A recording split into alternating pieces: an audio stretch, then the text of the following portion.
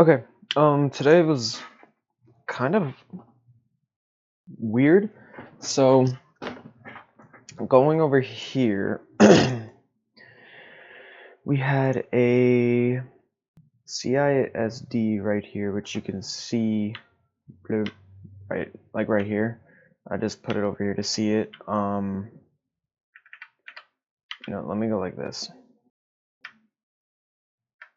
There. And then we had this 5-minute gap. And, my strategy, I want all the gaps to be filled, so I'm waiting for it to get filled. Hold through all of this, bro. 940 hits. And we finally get a reaction right here. So I enter off this green candle, and then I put in another contract off of this bullish reaction. And so, oh wait, no. I put in another one after inversing this gap. So from there, I was targeting this 5-minute gap, which was on, if you were looking at it from a bearish perspective, CISD from like 745, and this was the final gap that needed to be filled. So I'm like, okay, that could either be the continuation point or reversal point. So I'm targeting it, right? Bro, like how far do we get? Oh, let me see.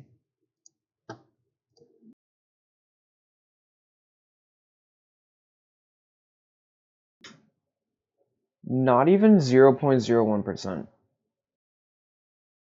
4 ticks, bro. $1 on the Nasdaq, that's all I needed. So, we get this down candle. I'm like, shit. Then we get a green one. I'm like, instead of just closing, I'm like, all right, well, right here, why wouldn't we go tap into it? Then down candle, I'm like, all right, we're gonna, like, it's not, like, I've seen people be like, oh, if I ever get that close to my GPU, I'm just closing. Like, you don't know it's gonna reverse. And by the time I'm like, oh, maybe I should close it, I'm down here and half my profit's gone. I'm like, all right, maybe I shouldn't. But then we get news. Bro, news got so close again. And my break even was like right here on this fair value gap was my stop, and my break even was right here, I think.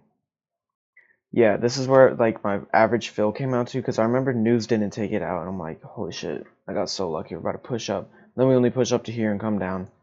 I get stopped out, lose $80, and then this gap is what started it all. And then we come back into this gap, and I'm like, I stayed really calm and had no emotions. And I'm like, all right.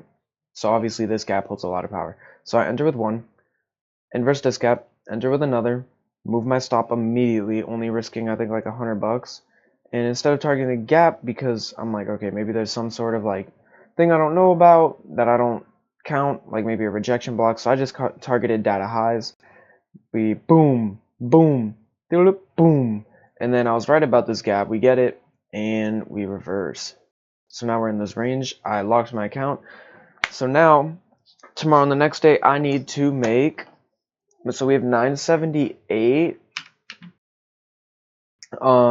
So 3,000 minus 978 divided by 2. That's how much I need to make each day. But if it works out and we can get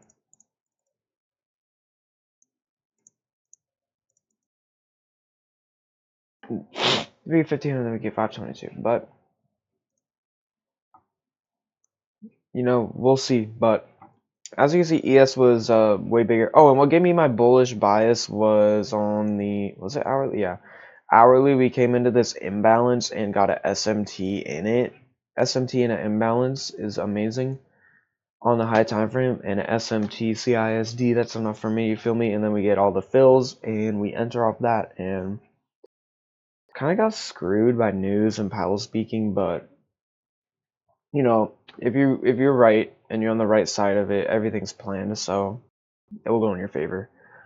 But yeah, I'll see y'all tomorrow.